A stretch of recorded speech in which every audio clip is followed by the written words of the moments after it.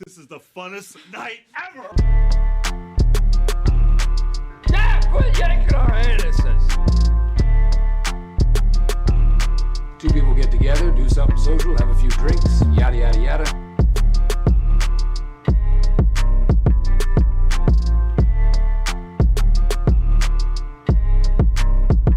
It's called Two Brothers. Two Brothers. It's just called Two Brothers. We're a little late to the game on this one. Oh my god. Let's get into it. Welcome to Two Brothers.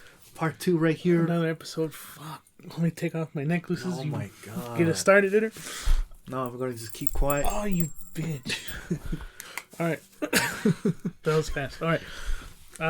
We didn't upload last week because, and so the week before that, we uploaded the video games, like, of our best of 2021. Mm-hmm.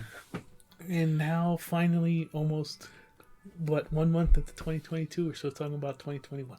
So else, everyone else, I know. mean, so we're not the only ones. So we're going to be talking about our favorite comic books of the year and our favorite movies of the year. No particular order. We're just going to be talking about them. Let's get into our favorite comic books from last year. And there were a lot. I think we were kind of surprised at what came out. Yeah, and we were having to decide, like, oh man, which one would you say is, like, top tier from all the comic books that we read? Which ones would you say have been your favorite comic books? Well, this one I think we already talked about in one of our episodes, Stray Dogs. I was surprised of how simple of a story it is, but at the same time it's engaging. It keeps you on your toes, and it's just a fun story. Like I already said before, it's like a Disney adult animated film. You know, it has not gore, but like has violence and all this shit. But it's so fun. Like there's this one shot that came out not that long ago, and that was great too. Just little short stories, and I feel like it's gonna be a continuation of the last one. So I'm excited. When's that one coming up? March or April, maybe. Oh, okay. Yeah, so we got that. What about you? For me, there were so many comic books that came out, and I'm trying to think about it. And if I'm being honest, not a lot were from the main two publishers. You know, from like Activision. I mean, oh my god, from DC or Marvel. But let's get those two out of the way. I think for DC, there's a few. I would say Nightwing is one of them. Who's it? Tom Taylor, right? Nightwing, yes. Out of all the comic books that I read, whenever I would pick up a Nightwing comic book, it just felt so refreshing. You know, like from everything that came out with DC before, like I don't know. It was. You're not the only one who talked about that little run of Tom Taylor's Nightwing. And it's still going. Right? It's still going, but the first couple issues is already in trade. So if you're wanting to pick it up, go ahead. Like, and it's a great starting point for anyone who's been wanting to read a Nightwing comic book. Tom Taylor's doing a fantastic job. The artwork is amazing. It has a simple story that kind of unravels itself, and it gets a lot more deeper as you continue to read it. I can't say more nice things about this comic book. It is one of my favorite, and it's still one that I continue to just like, whenever it comes out, that's like one of the first ones I have to read off my pile. Nightwing. Yeah. Okay. What else for you? Next one for me, again, in the independent circuit, is going to be Crossover. I don't know if we got a chance to talk about that too. Mm-hmm. Even though it came out early last year. I think so, yeah. But it's still going. But so far, the first like story arc it's done. But oh my god, dude! Like the continuation of it is still it's like so amazing. Like, I don't want to spoil the first half, but the second half is pretty cool. It's like that there's a killer now killing all these comic book writers. Yeah. And that's pretty cool. It's really fucking meta in such a cool way. Yeah, like what Donny Cates is doing with that book is just basically bringing every character from Image, Dark Horse, or in his publication into one book.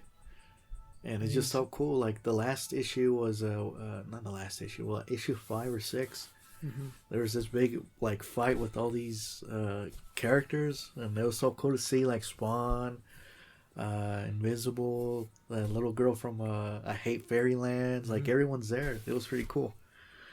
And yeah, right now it's just I don't want to spoil the first half, but the second half, like I said, just there's a killer going on killing comic book writers. Creators. Yeah, so it's pretty cool. Keeping up with like the DC side. One of my favorite ones was this isn't DC. Is The Last Ronin. That's an IDW, huh? Yeah. I don't know why I get mistaken for like a black label, but that one was also like one of the more highly anticipated comic books. Was The Last Ronin, and it's so far has lived up to the hype, in my opinion. And for anyone who hasn't read it yet, the premise basically is kind of just take the Dark Knight Returns and just apply it to the Teenage Mutant Ninja Turtles. And you got the one turtle, and we won't spoil who it is, who is still alive and is trying to avenge his brothers. And it's just so cool to see him like use all of their weapons, and we get to see some familiar faces, and it's a lot more gritty. And if they ever made another like live action TMNT and made it kind of more edgier, like this would be a great Dude, that would be amazing to see a live action Ronin. Or not live like action, animated I mean too. animated, yeah. Yeah, even animated. So that one for me, I remember being really excited for it. Still living up to the hype, because I think it's not done quite yet, right? Yeah. So it's for me, it's one of the best. I think it's in trade, right? The first few issues, or is it still gonna come out when it's all? I think it's when it's all done. Okay. But there's like multiple like reprints you can still pick out, so it's still widely available. Yeah. But when it came out, that first batch, it was just selling like hotcakes. Yeah, it was, dude. So it definitely has popularity behind it. What else for you?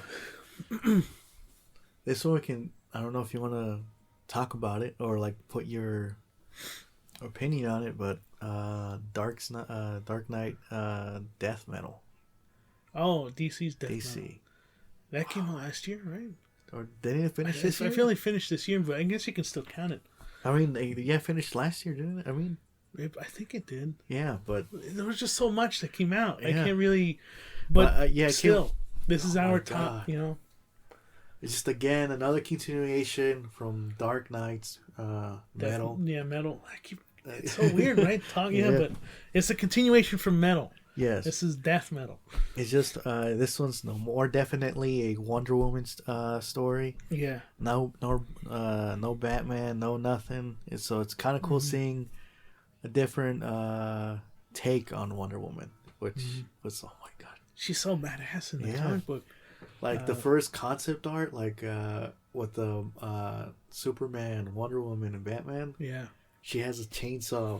Batman has a scythe, and Superman has Has the is it Doomsday? Doomsday's or is it Darkseid? Or Dark something like Side, that? yeah, Dark Has Side. his arm and everything, and oh my god! And he has like the longer hair. That's so fucking cool, man. Batman has the coat. It's like you know Greg Capullo and Scott Snyder just had so much fucking fun Doing the first one. writing this Yeah, Death Metal and even Metal.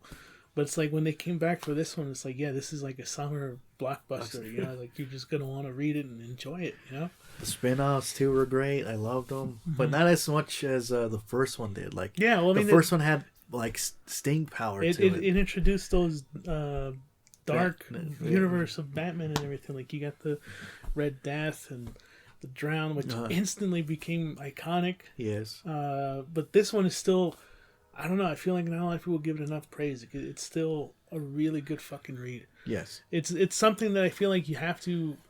It doesn't hurt to read like Justice League, the Scott Snyder run that he did Oh, okay. for a while, because it does tie into this. But even then, you don't really need to read anything previous. You can just jump right in. Yeah. Yeah, so that's a good choice. What about you? Getting into Marvel side, I would say Daredevil. I think I keep talking about it. It's like something that keeps recurring with the comic books we talk about. Dude. Daredevil, Chip Zdarsky is just... That's another guy we gotta, like, do a keep an eye on him, because I feel like he's gonna continue to just pump out really good fucking stories. And I said it before and I'll say it again, this is like the spiritual successor to the Daredevil Netflix show.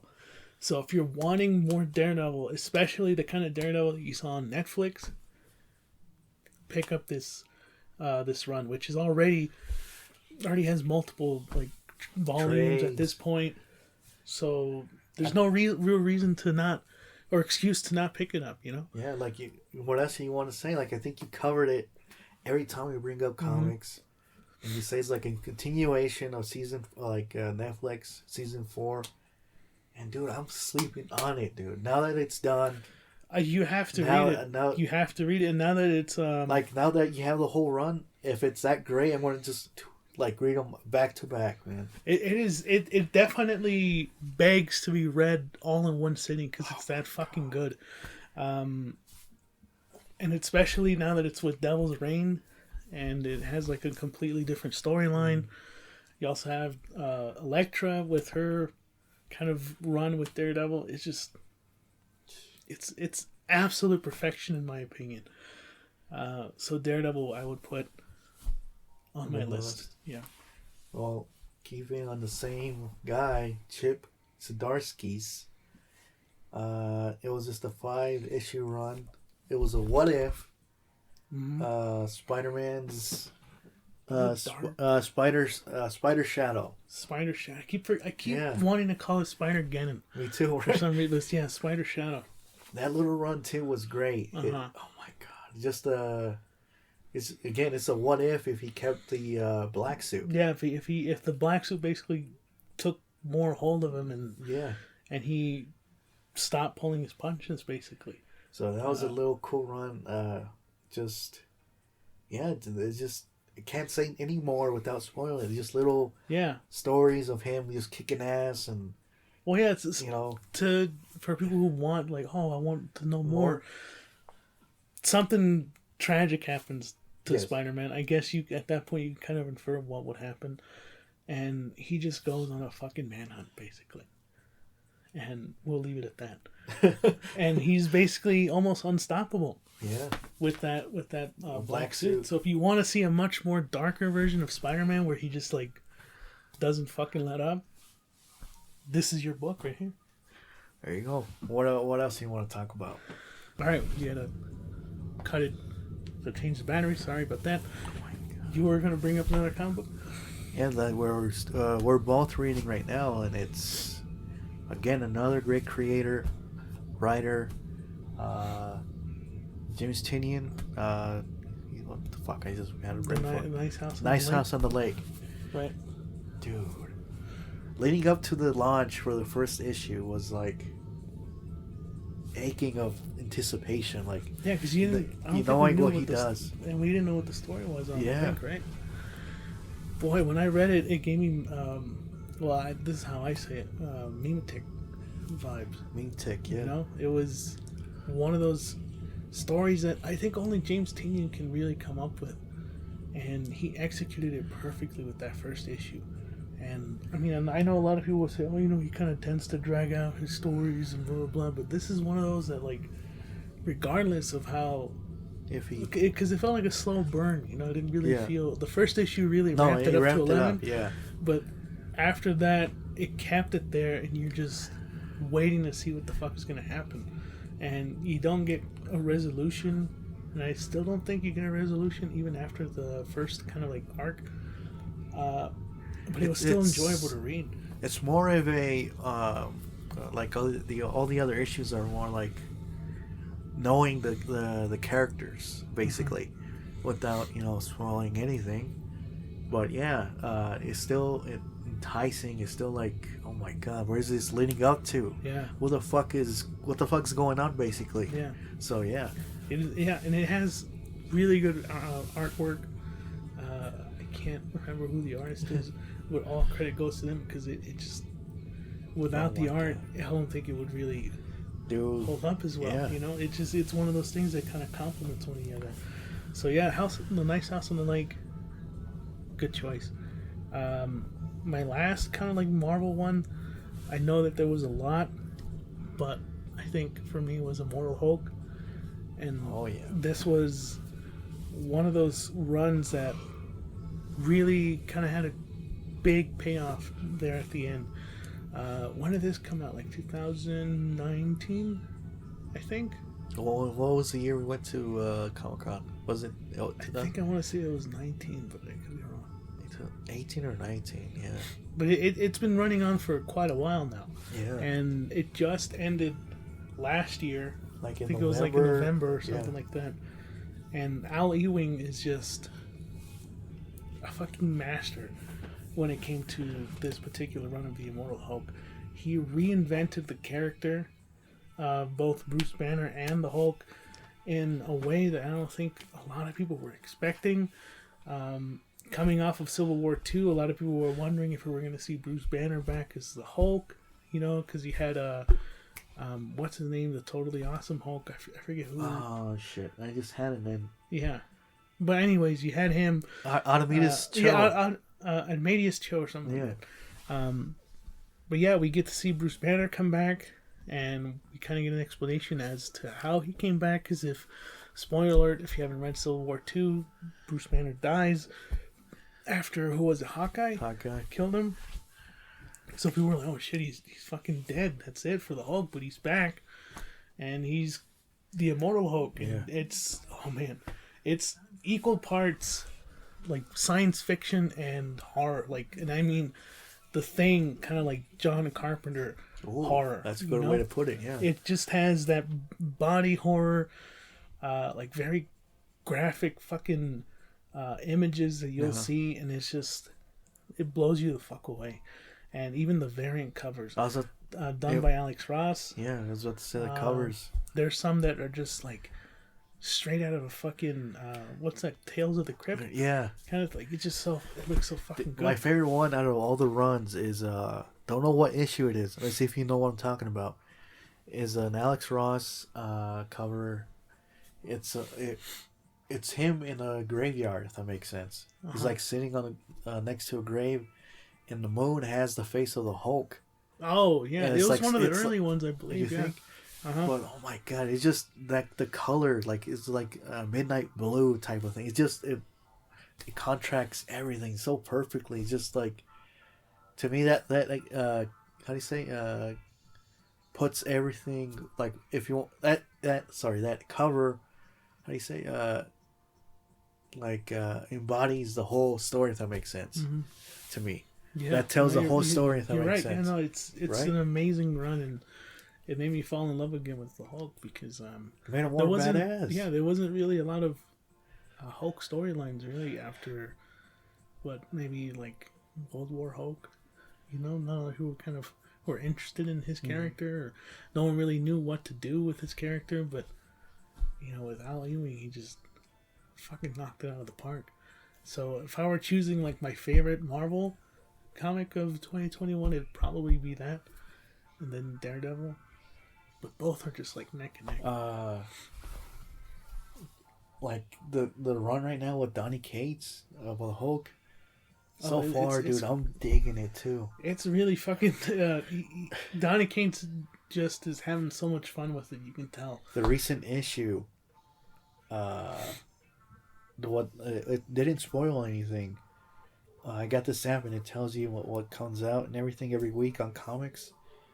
And what it said this issue is the Hulk's version of Null's Venom. So there's an enemy for Hulk, and that. Oh man, I think it was actually introduced in the last issue, right? You think? I think, if I remember I think I know who it is. Yeah. Just leave it as that. Yeah, but oh my god. And that's good. Yeah, but definitely read Immortal Hulk before you jump into Donny Cates' run. Yeah. Before I tell my favorite Marvel, I want to say we're reading this one together too, and I was blown away.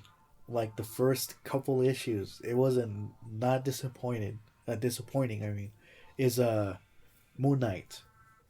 Yeah, fuck, I gotta see. Yeah, Moon Knight, which has only been going on for, I'd say, like, what, 5 or 6 issues? But so far, it is just really, really good.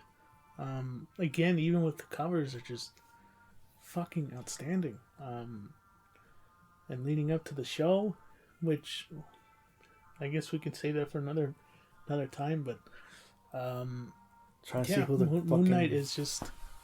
The writer is Jed McKay? No, yeah, you said it right. Jed McKay. Dude, like the first couple issues was great, dude. The art too was like... I want to say like he's a kind of like the male version of Jessica Jones. He's a... Yeah, he has his own like little what do you call it, like agency or like a private investigation thing. Yeah. Dude, he just that's what I got the vibes from the first couple issues, and oh my god, it was just great, and it's still going on, and I can't wait where it's leading up to basically. So that's your favorite Marvel comic? No, it's just how do you say like an honorable mention? Yeah. Okay. Mine's is Thor by Donny Cates. Oh, okay. And it's yeah, still also going. Pretty good too. But the first story arc of his was a masterpiece. It reinvented a lot of the Thor. Yeah, and it also kind of introduced a lot of new potential storylines in the future. It kind of reworked some of Thor's history there. It is a really good read for people who haven't. This one I can like tell without spoiling it is Thor. Basically, in the beginning of the story, he doesn't want to be king. Basically, he doesn't like the title of it, and he's contemplating who can take the mantle. Yeah. Basically, but after deciding who can it be, Galactus shows up to Thor, saying that he needs help and recruits him because he's seen. I think was it a vision or he was in another world that there's this thing coming to. Earth, and he couldn't even stop it, right? Yeah. And I think it was issue 3 that showed what he saw, and the cool thing what Donny Cates did in that issue is that he destroyed DC without even mentioning that's right. it. I forgot about that. Yeah, he did do that. So in a way that. Oh, it's not really DC, but it is. It DC. knows, DC. Yeah, and that was so fucking cool. Like, knowing that he did that in the Marvel comic, and that makes sense.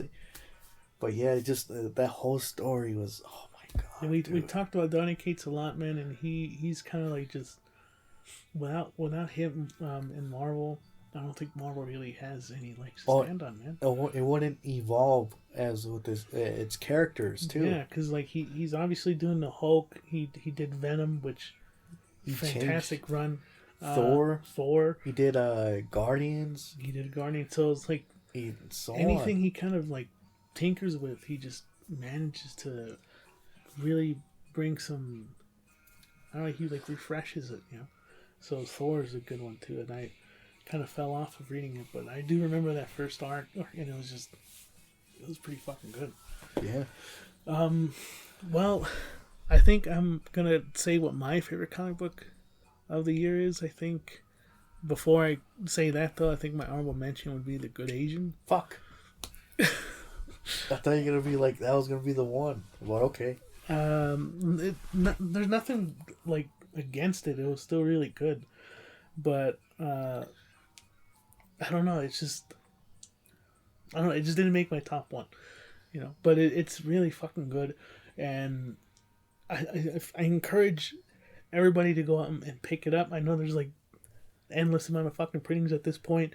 You can read it online if you want. Just try to get your hands on the story and read it, because it is one of those stories and comic books that I feel like is going to quickly be optioned. It's gonna turn into a fucking movie or a show.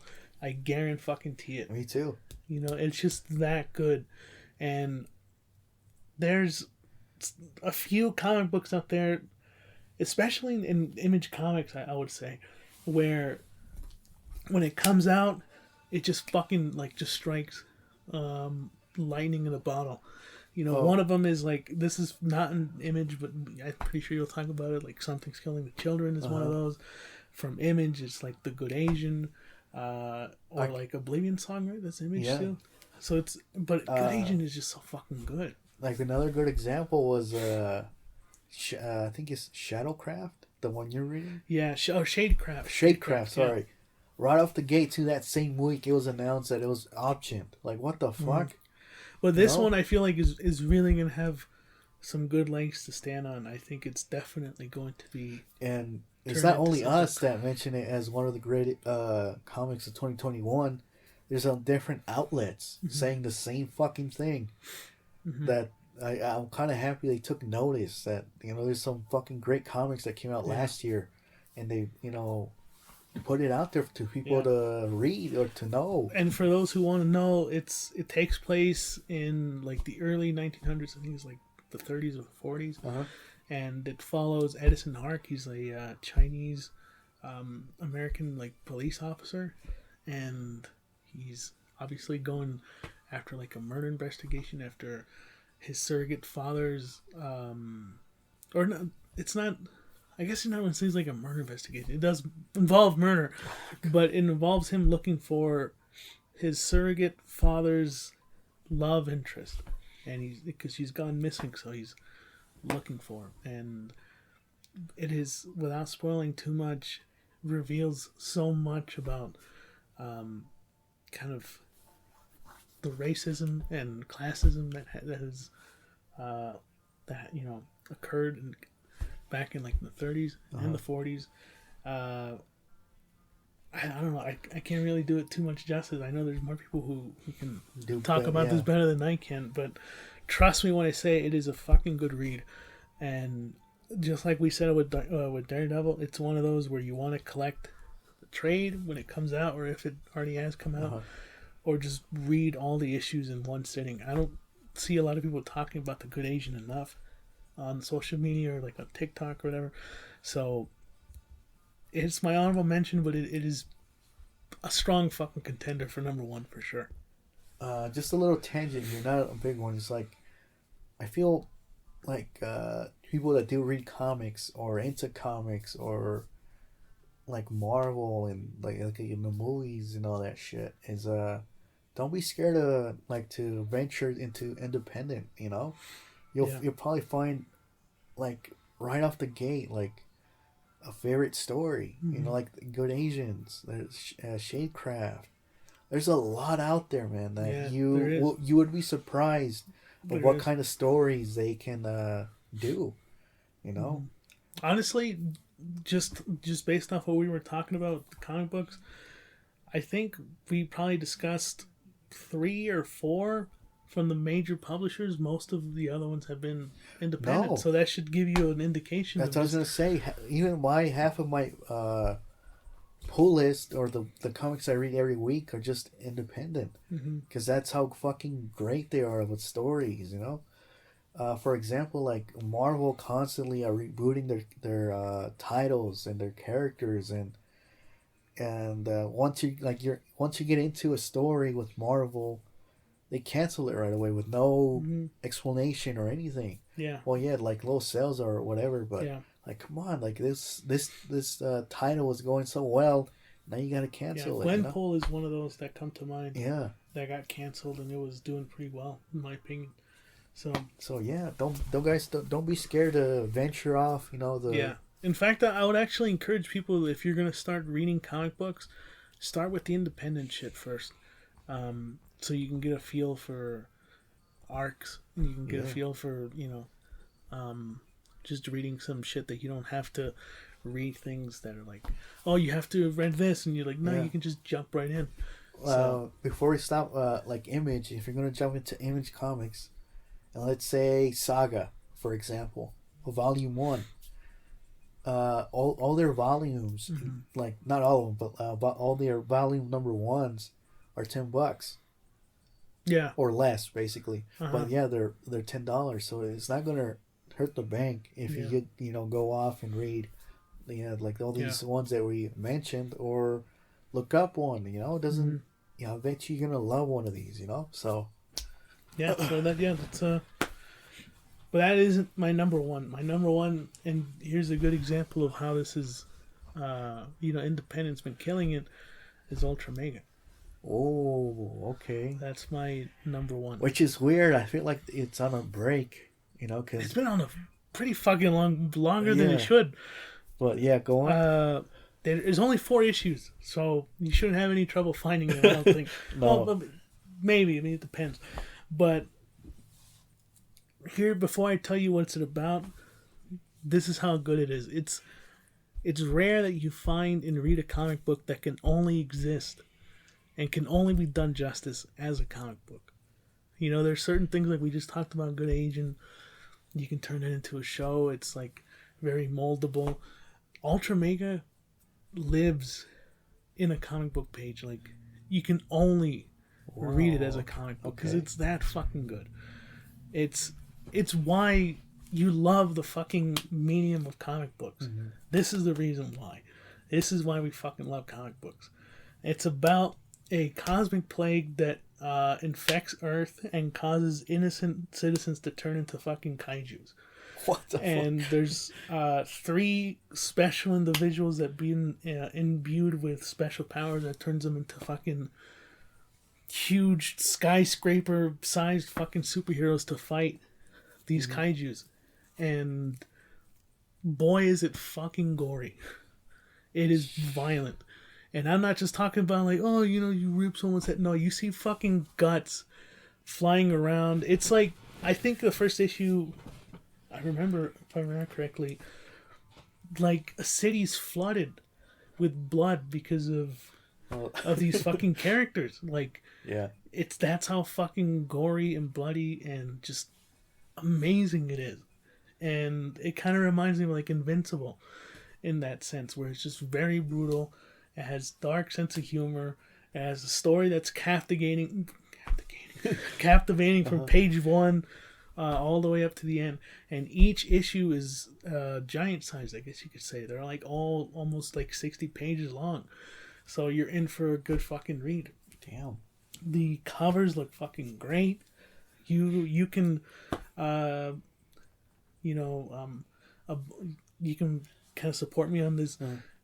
It's always been running out of prints. There's always multiple fucking prints coming out. People are always talking about it. There's a good reason for it, because the art pops out.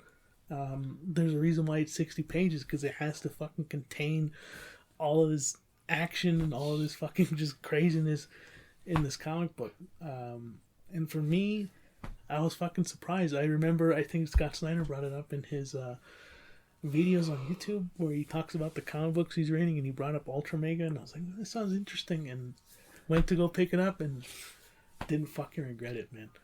It is really good. What happened to the book that I think you kind of like stopped reading? It's called We Are All Robots or something? Not All Robots. Oh, Not All Robots or something? Yeah. What happened to that? I still gotta pick up the issue. That's a good one too. Because I remember the only too. reason why is because you picked that one up and Ultra Mega at the same time. Well, So, obviously Ultra Mega, I think, caught my interest more. I want to say this: there's a whole bunch of lately kaiju comics. Yeah. Like Aftershock has one. What's the other one? I don't want to say. I think it's Scout. I don't know, but to me, this one sounds more interesting of a story. Yeah. Because I tried to get into one and it wasn't. Have you read Ultra Mega? No, not yet. Okay. The one I want, the kaiju story I wanted to get into was, I think it was called Kaiju Heist, or. I think you're right. I think it's called Kaiju Heist. Yeah, right. Yeah. And that was like a very, very slow start. And come on, get to the kaiju's. And it sounds like the first issue does that, right? Like it. Oh, it gets into so it. You're fucking into it, like from issue 1. So for people who want to read it, like, just go fucking find it, and read it, and then read it multiple times, because it's just one of those comic books that begs to be read. I think I might read it now For the story, for the story, and then read it for the art. Okay. You know, I'm pretty sure you've had that before, where you read a comic book a few times and you just want to appreciate the art. Yeah. Read the story. Ultra Mega is like that, and just like Good Asian, I don't think a lot of people talk about it enough. I mean, obviously it won like a lot of fucking Eisner Awards, and it's like people's favorite comic book. That's the weird thing, is winning Eisner Awards, and it's not even done. It's only 4 issues I know, in. it's 4 issues in. That's the fucking crazy part, is that it's 4 issues in, and it already is racking up the fucking awards. Yeah. That should tell you something. So that's my favorite comic book of the year, and I'm just waiting to get my hands on issue 5 when it drops. All What's right. yours? Mine's Jesus. Because there's so many. Yeah. Right? There's so many. So it's like, what can you say is your number one? Motherfucker, you put me on the spot here. Trying to think. Would you say is the Department of Truth? Because that was really fucking good too. Something's Killing the Children, maybe? That could be another one. Damn. I don't know if I have a favorite, because like there's so many. Yeah.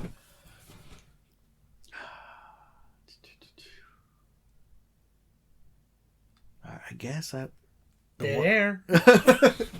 I guess it has to really be, not because you mentioned it, just thinking about it. Because every time I read it, I would tell you, like, dude, I gotta tell you what happened in this issue. Is Department of Truth. Yep. So you're probably right. Once that again, is, yeah. James Tynion. I think again we talked about it for a little while in one of our comic episodes, but oh my god, dude, It's fucking good. Right? yeah, is And it, for people who just want to know basic premise of it, it's like, just think about all the conspiracy theories you ever heard. This comic book finds a way to make it real. yeah. And explains it in a way that feels obviously comic booky, but is also very fucking captivating. Yeah, some of I feel like, especially, it keeps going back and forth with it. Is the Denver airport that one seems grounded? Like, oh shit, this probably can't be real, type of thing. Man, So- the first issue where they take the main character on an airplane, and he finds out that the fucking Earth is actually flat or some shit. And it's like, I think that's what it was, right? Yeah, And he like freaks out because he's like, oh shit, like my whole Yeah. reality is just destroyed Right. after I just fucking found out that the Earth is actually flat. And then they talk about like the Illuminati and like the Denver National Airport.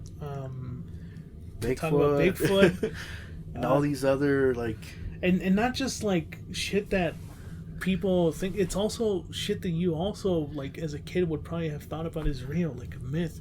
Oh yeah, And that's it's like, oh no, it's real. it's. you know? I was telling you, like, am I the only one who thinks this? Is like everyone that believes in an urban legend, let's say for a Bigfoot example. Yeah.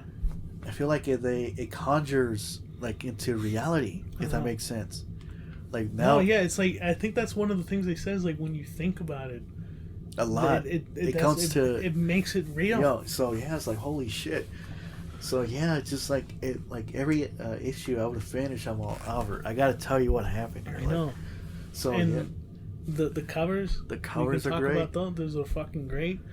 I think it's also, in just like the comics we talked about, when it came out, before it came out, got optioned. Right away. So it's fucking crazy. But I Yeah. feel like that's one of those comic books again that is gonna just Again, to think about that too is the same thing with the Nice House on the Lake.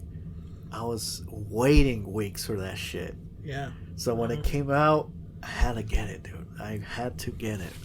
So that has to tell you again why, yeah, one of my favorites of 2021. Yeah, and James Tynion has been writing a lot of fucking stories last year, but I think the Department of Truth is the one he's probably That having sticks the out most, the most. and he's having the most fun with. Yeah. You know, it is Image. Yes. So obviously he can get away with a lot more on with that publisher than he would with like DC. He's done with DC now. because he's done doing Batman. He's done doing Joker. Right. It said that he's joining an independent publisher. Yeah, with a bunch of other creators. Right? I forgot what it's called. Yeah, but it's not the same with Scott Snyder. But yeah, he's going there more. So he's going to create more independent shit, which I'm more excited about because Yeah. he knows how to write good fucking stories. It's like Patreon for like comic book writers, I think, right? Yes. It's like you support them and they write the story. So, dude, I'm all for that shit too. So yeah, comic books. In terms of comic books, there's been a lot that came out last year. A lot that was fucking good. So I think that will do it for the comic book part of this episode. We should probably quickly get into like our favorite movies because that I think is something we can kind of wrap up with because not a lot came out. But at the same time, I feel like we're gonna have the same opinions in the same movies. So yeah. So I mean, look, if we're talking about our favorite comic book movie of the year, before we say our favorite, I think we can both agree that Suicide Squad is one of them. Yes. That was a fucking great movie. We're not going to talk too much about it. Get to see our review. Just watch our review. It's on our channel. But if you want to know what we think, it's fucking amazing. But our favorite comic book movie of the year, which we also have a review on, is Spider-Man Batman. No Way Home. What? Yes, Spider-Man No Way Home. Yeah, a movie that just... I don't think I ever had an experience like that since Endgame. Same. You know? So, and I think it's enough time has passed since the release. So I'm gonna say it. It's fucking great to have Toby and Andrew back. I think we spoiled it in our last one. Oh, we did, right? Oh shit, we did. I don't know why I'm I don't know what talking the about it. heck I think I even talked about how we should spoil Well, I'm gonna it. spoil it, okay, guys? You were all, well, are you sure? Yeah, okay. You don't have whatever. time. Still, time has passed. If you haven't watched, that's your fault. Yeah, it's a great movie, and I feel like this is now the start of a new phase in Marvel. Yeah. So that is, if we're talking about comic book movies, that is probably our favorite. But what would you say is your favorite that it was a non-comic book movie? That's a tough question to ask, I know, because there's not a lot that came out. Dead air. Of all time, though? I mean, all time of last year? Last year. I gotta think about it, but one of them that comes out to mind, I think you're gonna agree too, is Paper Tigers. Paper Tigers, yeah, that's a good one too. Oh my god, that filled the void until Cobra Kai came out, but it's a good feel movie too. Yes. So it's one that you can just watch and it's turn your brain. If you guys off, love, let's say, 80s karate films, kind of like Karate Kid, with like Edgar Wright kind of humor, I think. Yeah. This is the movie for you, and it's on Netflix. Get to see it. Yeah. I feel like a lot of people didn't appreciate this when it came out. They fucking slept on it. Dude. Yeah, a lot of people slept on it. This is a sleeper hit of a fucking movie. Yeah, and it's good. It's really fucking good. I don't know how I'm the one who ran into in the internet, and this sounds pretty cool. And I had to get it when it came out. We saw it, and I was surprised by what it was. I was, it's going to be a karate film and all this, but it had a great story. It had heart, man. It really had heart. It had a nice pace of a film. Everything was great, dude. And it was created by one of the guys from Karate Kid. I think it's from part 2, the Asian bad guy. Yeah. Chosen, right? What's his name? Yeah. He's also on Cobra Kai. He's the one who I think he produced it or wrote it. One of those two. But he was involved with the film. But oh my god, dude. Are you just gonna say it's your favorite movie of the year? No. But that was one of them? Yeah. What about you? Are we gonna talk about TV shows? Because if not, then this will probably be my favorite thing of like. No TV shows. The Midnight Mass, I think, is like my favorite. I said no TV shows. I know, but I'm saying if we're not going to talk about TV shows in its own category, then I'll put this as like my favorite movie / I guess like really TV is Midnight Mass, which is on Netflix. So You can go watch that there. But God, I don't think I've seen a fucking TV show since maybe like the first season of Daredevil. It is just so fucking good. It is so good. It's gripping. Maurice, who comes onto the show and does the podcast with him, I turned him onto it so that he could watch it, and he also agrees it's one of the best like pieces of TV that he's seen. I talked to you about it. I spoiled it to you even though I haven't seen it. But it is really, really, really good. It centers around this small, I guess, almost like run-down little little town, where it's like very close-knit. Everyone really knows each other, and the thing that they kind of all collectively do is they go to church, and this guy named Riley Flynn, I think his name is, comes back to this town after dealing with like a tragic accident that happened to him, and his faith is kind of shook. And when he finds out that there's a new priest taking over the like Sunday church, I guess like conferences or whatever. Yeah. What the fuck do you call mass? Fucking mass. Sorry for cursing. When he realizes that there's like this new shady priest that comes back, he starts to kind of investigate what's been going on, and it is terrifying in a way that you wouldn't suspect. Now you have horror that's like Insidious, you know, where it's like in your fucking face.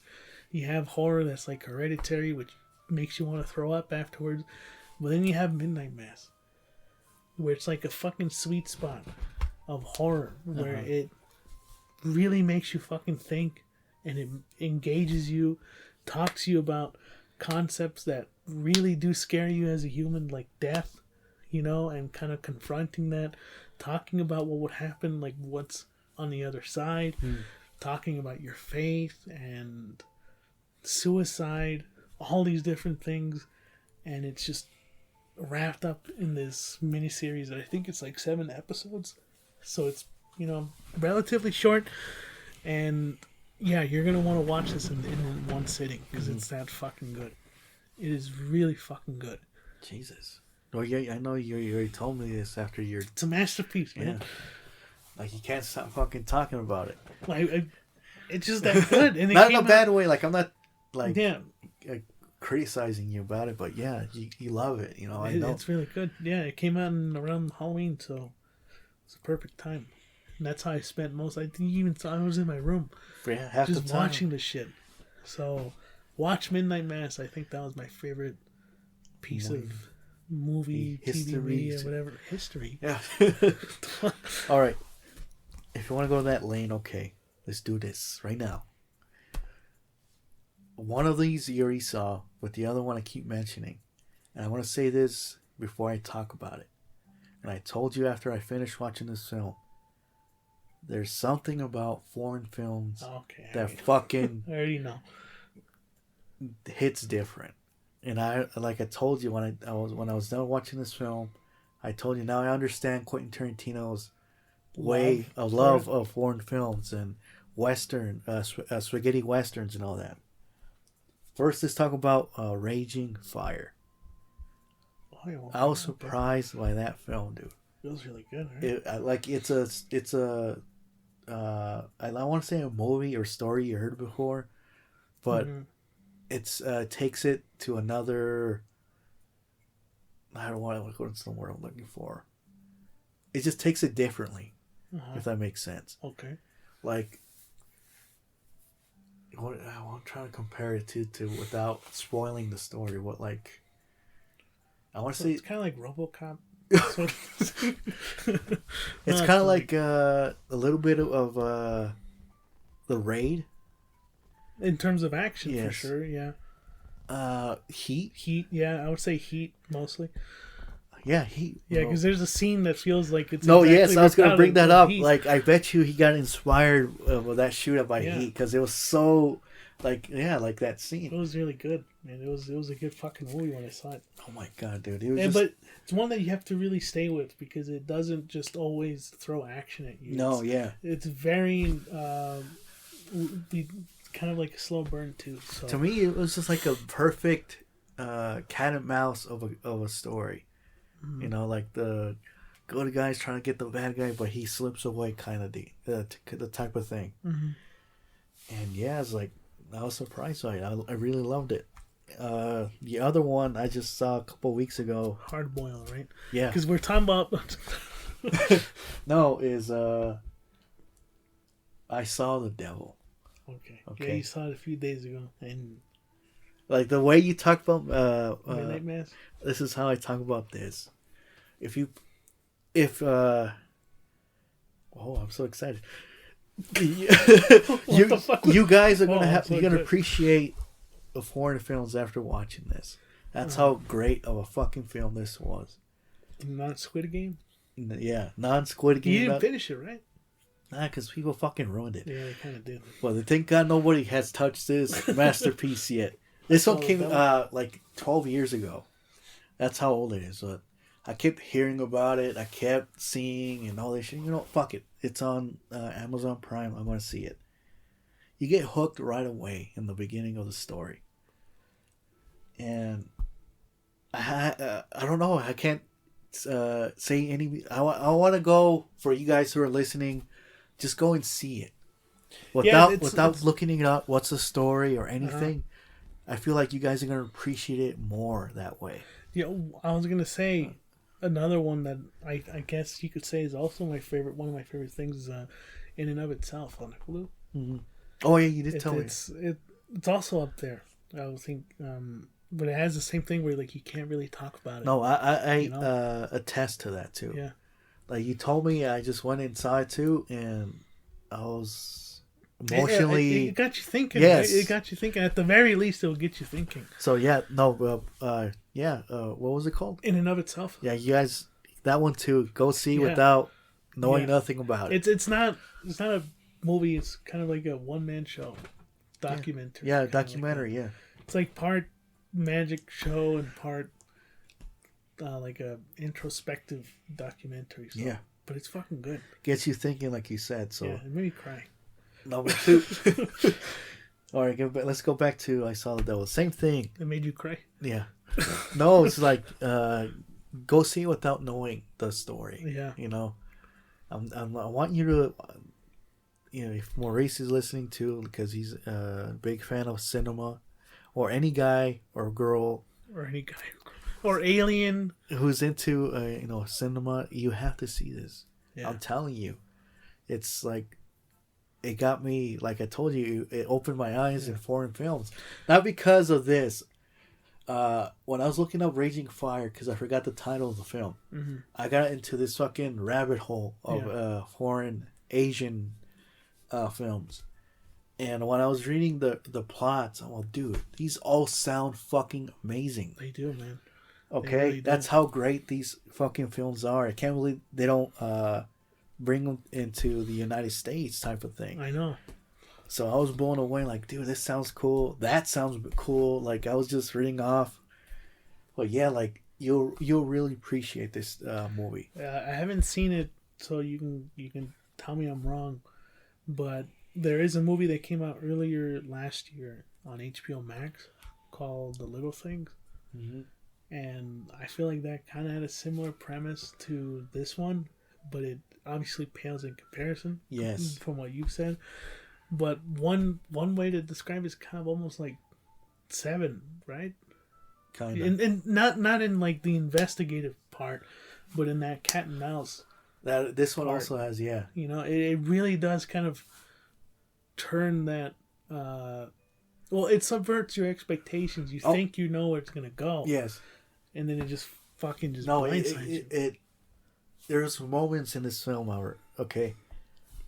I'll say this about the film: if you can't handle gory scenes or like, just gory or like stuff like that of that sense, it's not for you. You're not gonna love it. But if you can handle, because I know you can, because you fucking love Saw. Yeah. So that means this is up your fucking wheelhouse. But if you can't handle that type of thing and like. SA type of sexual assault. I like how you said SA and then you fucking say yeah, fuck it, because these assholes constantly saying that. It has those moments in this film. If you can't handle it, I don't think you're gonna like it. But besides that, it has a great story and just a great movie. Besides that, where I was gonna go with this, I totally forgot my point. God damn it! It's a good movie. That's the point. Yeah, it's your movie of the year, I guess. You know. Not really. Do you really have one, or you? Just, yeah. Oh, what is it? I'm trying to get to. I forgot where I was going with this fucking thing. Oh god. I don't think we were gonna get there. Yeah, oh my god. But besides that, guys, just enjoy it. You're gonna love it. Maybe you don't need popcorn when you're watching this movie. Oh no! Now I got back. This movie made me go, "What the fuck?" out loud. Okay. Damn. Like, oh shit type of moments. That's what I was hoping Spiral would do, man. This one made me do that. Okay. There was moments like, oh my god. Not like I was grossed out. I didn't expect what was coming. You know. It was so like, oh my god. Okay, that was it. It was so like, oh my god. Oh my god. All right. This one, I think you're gonna. To me, this is mine, but you also saw it. Spiral from the Book of Saw. Yes, baby. Dude, it came out. That was disappointing as shit, man. All right. Go ahead. What were you gonna say? Honorable mention is Halloween Kills. Yeah, which we didn't talk about in the podcast. Well, I think we did, but it wasn't for that long. What is it though? I want to talk about it, but I feel like we don't have a lot of time. But you'll be surprised. All right. The Harder They Fall. Oh, okay. The Harder They Fall. That is a fucking good movie, man. The end. That's all you really need to know. No, I think that has to be also like one of my favorite Western films. Dude, it surprised me, man. Yes. It really did surprise me. It's a good movie. Fucking soundtrack, the shots, how they framed it, like everything was fucking great. And like you said it, and I said it too, this is the best story of what we're leading up to this, like revenge story? No, the end of kind of like what The Last of Us 2 trying to put out, but didn't work out as well. Like, revenge story. No, like ending of the cycle of a hit. The cycle of violence. Yes, kind of story. Yeah, this one did it fucking way better. You're right. Yeah, thank God you brought that up. I forgot about. Yeah, look, I know Maurice is probably listening to this episode too. He knows how much we hate The Last of Us, the second one. I mean, hate's a very strong word. I fucking hate it. It's not like it was very disappointing to say the least. And I know a lot of people will defend The Last of Us Part 2, but in my opinion, The Harder They Fall, which is on Netflix, so you can watch it, does the revenge tale and talks about the concept of the cycle of violence and how to end and like ending and everything. It does it so much more fucking better than The Last of Us 2 did. It's simple. That's what The Last of Us Part 2 should have been. Simple? It's as simple as that. And Naughty Dog... No, we're going to get into a fucking rant again. But anyways, no, Harder They Fall is just such a good fucking movie. And it is one of the more... I don't know. You talk about movies like Heat, you know, where you have like Robert De Niro and like Al Pacino, and it's like, oh, it's like you got some of the best fucking actors on this film. Well, The Harder They Fall has some of the best actors in this movie too. And they're African American. They're black. It's an mostly all African American cast, and they fucking kill it, man. Yes. Jonathan Majors, who is going to be King the Conqueror. Lakeith Stanfield, which you might have seen him from Get Out and like Sorry to Bother You. He does such a fucking good, good performance in the movie. And then you have Idris Elba, which compared to the other actors, he probably didn't have the most screen time, but he still did pretty good. What is her name? Regina King? Yes. She fucking killed it. Zazie Beetz, who's also from Atlanta. You just have an all-star studded cast, and they did such a great job. It was from a first-time director, too. Yes. Who is I think a music video director, and he does music, too.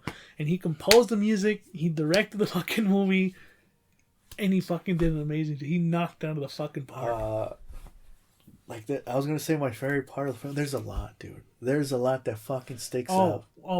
This is gonna be a movie we're gonna have to rewatch again. I can't pick what scene, but there's two. One is the in the beginning of the movie, when there's one of the bad guys walks into the church. Yeah. And he's trying to collect the money from the priest, and he sees it's not him, and there's a little shootout, and it was the way he did it, dude. Yeah. Oh, like, you can't. Oh my god. Yeah, like we can't do it justice. It was slow motion. Yeah, type you of thing. can't. You can't do it justice, man. And, but it set the tone for the movie, man. The cool thing is like the priest, the good guy character says to the priest like, I don't want to, I don't know his name either. I forgot. Tells the priest, take him in, we'll pay for what, the damages and all that. The priest, why won't you take him in? Because I'm worth more. Oh my god! It's like, oh, dude, this is gonna be a fun. We're in for a fucking good movie. And the other one, it's a long scene, but I'm just gonna the train scene when they hijack the train and they try to get they try to break out Idris Elba's character. Yeah, and when Idris Elba's character is who knows how to ride this train. Yeah. And it was the teenage kid who's just raising his hand. So kill everyone except him. And the way that scene too. Yeah, he just walks through the gunfire. Like, oh my god. All right, we're giving too much away. But yes, it's a good fucking movie. It is a good. Yeah, you're right. That is a good movie. You haven't gotten around to it, but it made us want to play fucking Red Dead Redemption. Me too. So it's just again, it keep from the beginning to end. Also, that's a type of film that you're intrigued, you want to see more. It's like everything you want in a film.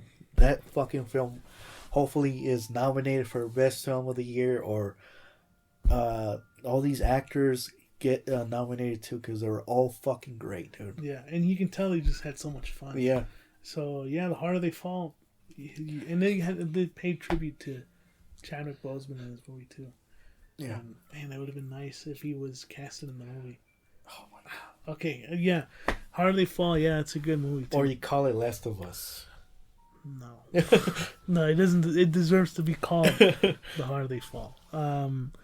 Yeah, so that'll wrap it up for our best of 2021. Two brothers. Sorry for taking forever to drop these episodes. And thank you guys for listening to our podcast. We keep saying it every once in a while. No, but we appreciate if it's like we always say 1, 2, or 10 people listening to this. We do appreciate it, guys. And we promise you, we will be coming out with more episodes in the future. There will be, I'm going to just say it now, a delay, maybe a few times here and there, while we try to kind of work towards improving the podcast in terms of audio and introducing a video element and introducing a new theme song, stuff like that. Yeah.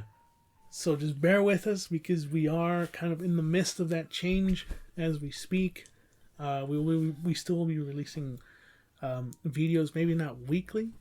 We'll try to shoot for weekly, but You know what? I just want to give shout out to the people who do listen. Is Maurice, our cousin Arturo, our friend Josh, and also our friend Tall Josh.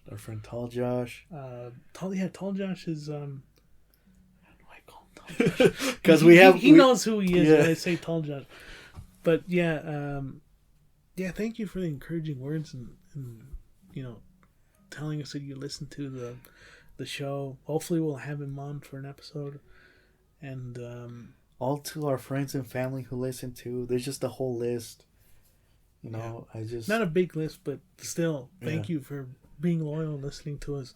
And we will try to expand the reach of this podcast in the future, including Maurice as well. He's just a big part of this podcast as us.